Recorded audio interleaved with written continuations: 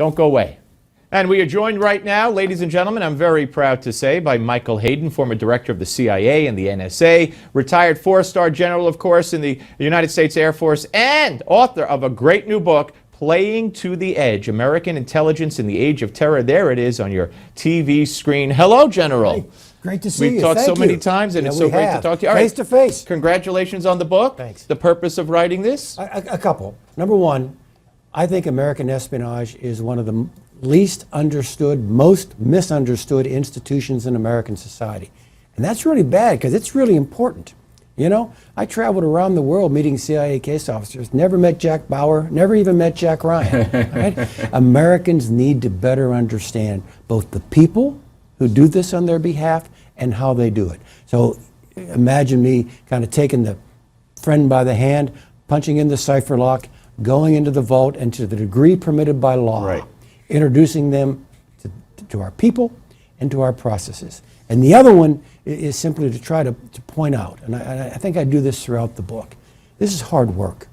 These are tough choices. This is not a black and white world. It is a gray world. And you're always balancing things, actually things that are values, liberty, security, safety, privacy, right? And none of the choices are easy, and all of them have trade-offs. But they're made by good people, and this is the punchline. They're made by good people who share your values. These are not alien creatures.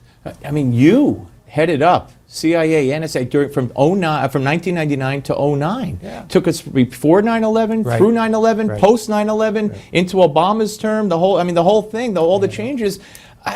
You talk about tough choices. I mean, you've lived all of them. Look, they were. You might ask, or your viewers might wonder, do I sleep well at night? And actually, I do. But I wasn't sure I would during this period, and I write about those things a bit. I recount that when that phone would ring at 2 a.m. and I had a pretty good idea why it was ringing. I actually said, Steve, to myself in every instance, all right, Hayden, wait, pick up the phone in a second and think, whatever you're going to decide, you're going to live with for the rest of your life. And that is not a call to be cautious, because you realize if you're overly cautious and bad things happen, right, you're really responsible for that too. Yeah, well, it's always 2 a.m. Why is it always the 2 a.m. call? Why not 5 a.m.? Anyway, I don't know. All right, and so much has changed under Obama. You know, he wants to close Gitmo. Let's just take a little look at some of what he had to say the other day. Let us do what is right for America. Let us go ahead and close this chapter. And do it right. Do it carefully. Do it in a way that makes sure we're safe. You know, he claims that it's not who we are. He claims that it's a recruiting tool for terror. It keeps us less safe. It seems like every common sense thing that would fight terror, he comes and says it's only a recruitment tool for terror. But I'll argue, no one more so than he has done more to keep us less safe by killing these suspected terrorists with drones instead of capturing them and getting information, number one. Number two, if you do capture somebody, there's no more enhanced interrogation. There's no more sites where the CIA could take these people. Where do you stand on all those issues? It's on the book, I'm sure. To be true to my theme, all right, these are tough choices, and I may have made different ones, but I am a bit sensitive to how hard the decisions are. Now, that said, Steve, I agree with a bunch of them. So let's take Guantanamo, all right? The president wants to move these people from Cuba to the United States. Number one, if he's successful, I hope he doesn't do it in a way that creates, and I mean this, a constitutional crisis. I hope this is the product of an agreement with the Congress rather than by executive order. Right, rather than by executive action. Number two, problem's not Guantanamo. Problem's not that we've got a base in Cuba. Right? The problem is we have a legal theory of this war different than any of our allies. Right? We actually believe we're at war. Otherwise, how does this president order American armed forces to kill people outside of internationally agreed theaters of conflict? Only on the legal theory that we are at war. So if he succeeds, Steve, and brings these people back to the United States, he is still going to hold people indefinitely without trial. So I don't think he's going to be rubbing the tummy and patting the head of a whole bunch of Europeans who oppose Guantanamo as a symbol, but really oppose the American approach to how we're going to keep ourselves safe. And then finally, with regard to this being a recruiting magnet for jihadists, I really don't think so. Picture, if you will, you and I get a chance to kind of eavesdrop on the recruiting line in Raqqa. Yeah, all right? yeah. And I got a 10 or 15, 20-somethings there about ready to sign up with ISIS. And then somebody tweets, hey, they're going to close Guantanamo. Oh, that's Hey, okay. then whoa, we- we got to leave now. That's over. It's so ridiculous. All right, so again, let me end where I began, though. Tough choices. And we in the Bush administration worked very hard to reduce the population at Guantanamo as well. But it seems like, and we don't need to get it, but it seems like he doesn't consider these tough choices. He doesn't think before he answers the phone. He's knee-jerk. He has an agenda, Well- and he's going to go forward with that agenda at all costs. Well, so here's the part where I strongly agree with you. Why now? What's driving this? And what's driving this is he made a political promise, Right. and the shot clock's running down. Right, All absolutely. So I guess what I would say to end this is, all right, do what you think's right, but be cautious. Don't feel as if you're under an artificial pressure point Yeah. to do this before next January. Okay, Donald Trump has said that he would do worse than waterboarding. Yep. Okay, and the American people, I think, love that.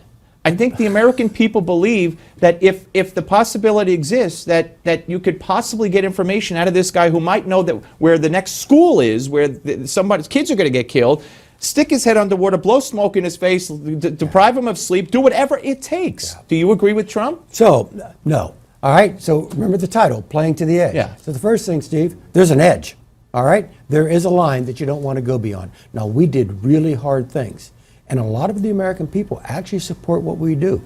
I go at great lengths in here talking about the political betrayal of the folks who did things that they thought the American government wanted them to do. And you had this Senate Democrat report Right. back in December. Right, Feinstein. Yeah. Well, actually, Brookings Institution, which is not a conservative Partisan, think yeah, tank, yeah. they're straight Nonpartisan. middle of the road. They surveyed the American people after the report, Right. which put this thing in the worst possible light. And by a factor of 2 to 1, the American people said, nah, we're kind of okay with it. And when they normalized the results for people who self-identified as having closely followed this, it was better than 2 to 1. But yet you say you disagree with So, Trump. Why? so because what he says after that sentence, I'd waterboard him and doing a lot less, because they lot worse, deserve, yeah. a lot worse, because they deserve it. We never did it because people deserved it, Steve.